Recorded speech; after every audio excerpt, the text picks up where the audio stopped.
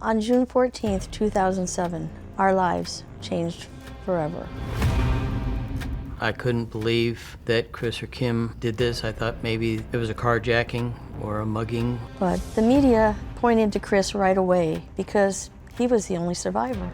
Every article started out accusing him of killing his wife and kids. The media was 100% biased. They already had him guilty. The prosecution put on this big show with these horrific scenes from the crime, and Chris was not seeing the same pictures. He had monitors in front of him, but they were blank. And so the jury thought he was seeing the pictures of the crime scene and not reacting to them. When he listened to his lawyer and didn't have any responses, they said, well, the guy's cold and heartless. Chris's attorneys told us not to speak to the media. We were told to fly under the radar and not share our opinions or our thoughts. Since we did not get to make comments, We were just as guilty as he was. it's been many years that we have been quiet.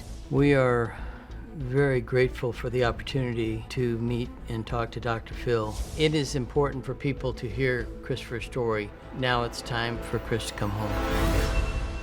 We never got a chance to talk to Chris about this tragedy. After this event occurred, we brought Chris home to our house, and he stayed with us for approximately 9 days before the police took him away. I never really directly asked Chris what happened that day or what happened in the car. He was so much in shock that we figured that we were going to have him home and that he would not be arrested, and when he come out of the shell, we could find out then. In all the times we have gone and visited Chris, or letters or emails, we have never broached the subject. We didn't want to put the pressure on him to open up, and we always felt he was innocent, and he didn't do it.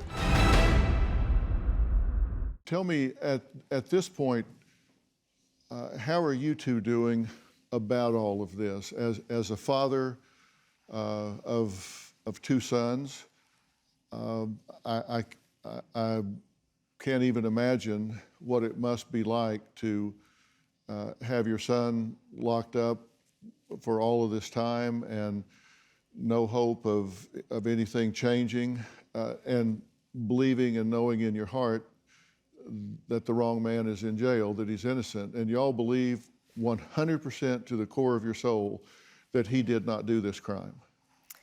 That's correct. We believe 100% from day one that he did not do this. And you agree? Yes, sir. And most parents would.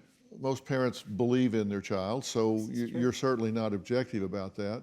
But you say you received a call from a reporter asking if Chris and Kim had marital issues, right? They were looking to see if this was an extension of some domestic violence, some issues, some problems that would explain how this had happened.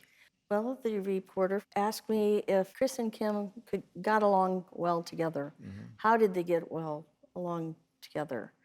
And this was before you knew what had happened, right? I did not know this had happened. They were baiting you when they said this. They were, and I was just happy that somebody was talking about my kids. And I, just started talking like a mom, proud mom, and then I started thinking about this and say, oh, maybe I should find out where this is going to be used.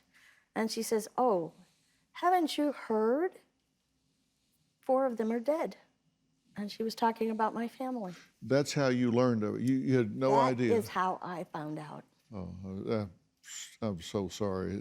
What did you think when you heard that? Did you believe it? Part of me kind of said, no way, this can't be true. But the other part said, I don't have any information, so it could be. Right. How did she tell you what she had learned? Yes, she did. And we didn't know who the lone survivor was at that time. I tried Chris's cell many times. I tried Kimberly's cell also. I ended up calling his work. He took a vacation day that day.